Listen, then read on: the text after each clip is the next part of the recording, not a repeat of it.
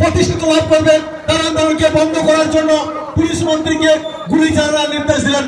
সেই আন্দোলন যখন চলছে তখন মার্ক্সবাদী কমিউনিস্ট পার্টির পুলিশ বাহিনী সেই আন্দোলনের উপর গুলি বর্ষণ করেছিল।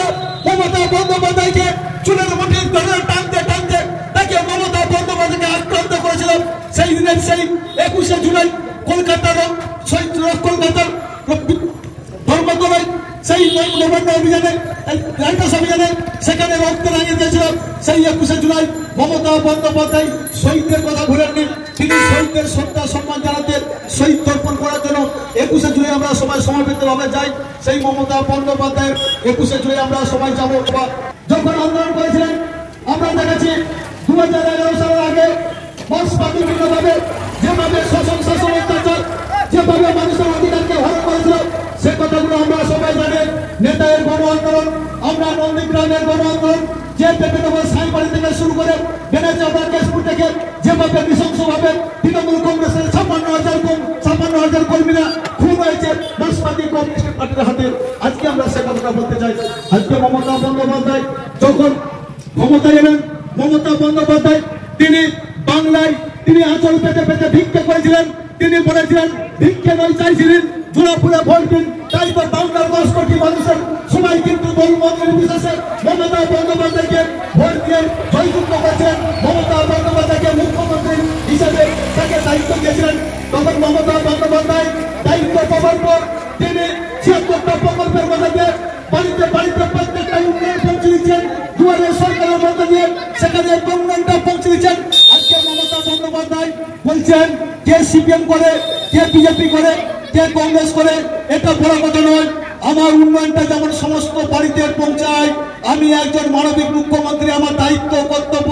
আজকে দেখছি দুয়ারে সরকারের মধ্যে দিয়ে যে হারমাত বাহিনীরা, যে উন্মত বাহিনীরা আপনার উপর অত্যাচার করছে তাদের বাড়িতেও কিন্তু সমস্ত প্রকল্প পৌঁছে যাচ্ছে। তার বাড়ির স্ত্রী, তার বাড়ির বাবার জন্য লক্ষ্মীর ভান্ডার, বয়স্ক ভাতা থেকে শুরু করে কৃষক বন্ধু প্রকল্পরা পৌঁছে যাচ্ছেন। এটাই মানবিক দৃষ্টিভঙ্গি, এটাই মমতা বন্দ্যোপাধ্যায়। আর কেন্দ্রে একটা সরকার আছে, তারা বাংলার 100 দিনের কাজের টাকা বন্ধ করে দিচ্ছে, 100 দিনের কাজ বন্ধ করে দিচ্ছে। আবাস যোজনার কোনো টাকা দিচ্ছে না। তাদের সেখান থেকে সেন্ট্রাল টিম এসে ভিজিট করেছেন, দেখেছে পশ্চিমবঙ্গের স্বচ্ছতার সহিত কাজ হয়েছে।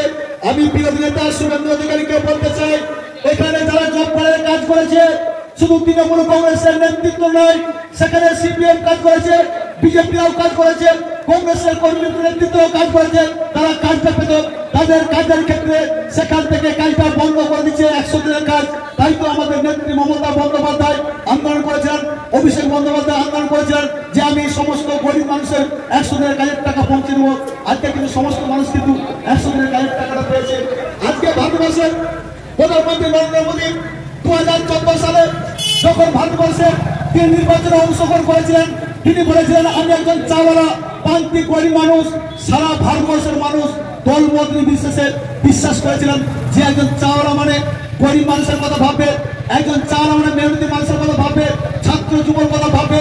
আজকে বলেছিলেন প্রতি বছর 2 কোটি করে আমি কর্মসংস্থান করবো, আমি প্রত্যেকের অ্যাকাউন্টে 15 লক্ষ টাকা দেবো, সমস্ত দ্রব্যমূল্য জিনিসের দাম কমিয়ে দেবো। সারা ভারতবর্ষের মানুষ বিশ্বাস করেছিলেন যে আমাদের চাওয়ালা সেই নরেন্দ্র মোদীকে ভোটে জিতিয়ে প্রধানমন্ত্রী করতে হবে, তাহলে আমাদের কষ্ট দুঃখ আমাদের থাকবে না, আমরা শান্তিতে বসবাস করবো। আমরা দেখলাম প্রধানমন্ত্রী হওয়ার পর কি দেখলাম, 2 কোটি চাকরি কোথায় গেল? বাংলার ছাত্র যুব সমাজকে প্রতারিত করেছেন ভারতবর্ষের প্রধানমন্ত্রী।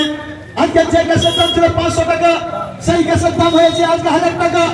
আজকে যে পেট্রোলের দাম ছিল 60 টাকা, সেই পেট্রোলের দাম হয়েছে 160 টাকা।